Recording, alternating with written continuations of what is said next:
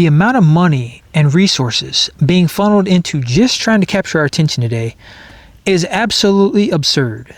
And I know I'm not the only one to notice this. There are millions of people out there now waking up to this fact. I think the reason they're doing this is because they have realized that the most valuable, most powerful resource on the planet today is our mind. It is our collective consciousness. It is our attention. Because where our attention goes, energy flows. And where energy flows, money goes. And where these things exist, the systems around that idea or that narrative or whatever it is that's pulling our attention in that direction, that system grows and it proliferates. This is how we are being used and exploited for our mind, for our attention, and for our collective consciousness. And the problem, as I see it, is that the main way they're pulling our attention is they are doing that through fear. And not just that, but they're pulling our attention away from the things in life that matter and focusing our attention on fear-based ideas. I look around at society today and fear is all I see. It's in the news, it's in politics, it's on social media, it's in the mainstream media, and it's all about constant outrage, constant distractions, constant division. These are all fear-based ideas. And the problem is that when we get stuck in this fear-based mentality, and that's all we can focus on, logic and rational thought goes out the window.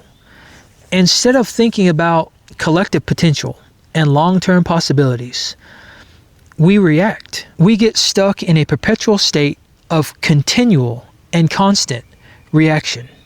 We don't think about things logically at all. And when I look at society, this becomes very apparent because everybody right now, they're just looking for a way out. They're looking for some sense of comfort, some sense of normalcy. Everybody just wants to feel relief. And another problem, to add even more layers of problems on top of this, is that we now live in a world that creates problems and then tries to sell us the solution. And because people are so stuck in this fear-based mentality and they're just stuck in this mode of constantly reacting, people are very willing to adopt these ideas and these solutions without giving any thought on how these things might impact our future.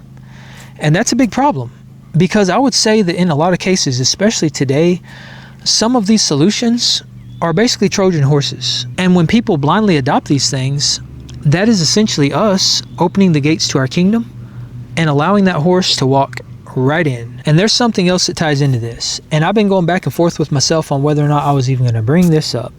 But I'm going to go ahead and do it. And some of y'all might be familiar with this stuff anyway, but there are secret programs and black projects that run in the background. Stuff that we are not privy to. Things that the government, the CIA, and all these 3- and 4-letter agencies run. And a lot of these things, they're thought to be fringe conspiracies. People get mocked and berated over talking about this stuff. And then next thing you know, a couple decades go by and all these documents get declassified. And it turns out that everything that all these people have been saying all along turns out to be 100% true. And there's one project in particular that people have been talking about for quite a while now. And that project is Project Looking Glass. And if you're not familiar with this, basically what they were trying to determine here, well, there's a couple things actually. They were trying to study the nature of timelines, and they were also trying to determine if those timelines could be altered and if the trajectory of our future could be altered by the decisions we make, by our consciousness, by our choices. And one of the most significant and profound discoveries that came from that is that they found that our timeline, it's not fixed. It does not operate on a linear plane. There are infinite possibilities on where our future might lead.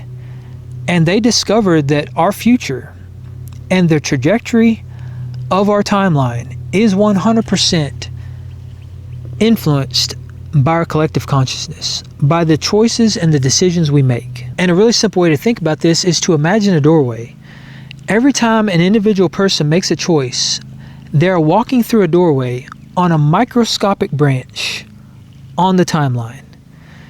And there are going to be millions of microscopic branches along that timeline, but they're not enough to change the trajectory of it because they're all generally headed in the same direction. But when you have enough people walking through that same doorway that doorway becomes wider. And the flow begins to intensify. And before you know it, the floodgates are open. There are millions of people walking through that doorway. It becomes wider and wider and wider. And eventually the flow becomes impossible to stop. And the flow is now pulled away from the original timeline into this new branch that was now created. And that new branch is what leads to a different future. And another significant discovery that they made is that at a certain point in the future, things stop being random. It didn't matter how many variables they threw in there, how many scenarios they ran, things always ended up exactly the same.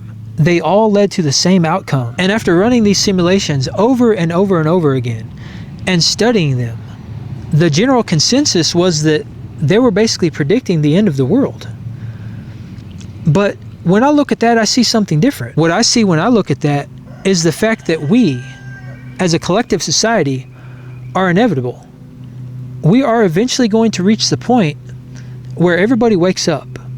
And instead of focusing on all this insanity that's going on around us, instead of buying into all these narratives and all these agendas and following the herd, we are going to wake up in mass. We are going to focus on something specific. We're going to unite our collective consciousness, and we're going to create that branch in the timeline. We're going to open that door and we're going to walk through it. And no matter how much nonsense surrounds us, no matter how much adversity we are faced with, the end result is going to be the same. What that means to me is that the power here isn't the control mechanisms. It is the human mind itself. Real change begins on an individual level, and every moment of focus reinforces something, and that is actively shaping our timeline. Our timeline is not fixed. It is influenced by our choices, our awareness, our focus, and our collective direction. So what I believe Project Looking Glass was seeing was the fact that the most powerful force on this planet isn't some secret weapon or hidden technology. It is the very thing that they've been doing everything they can to try to capture. It is our mind and our collective consciousness. For decades, they've been proving that because they see it. So why can't we?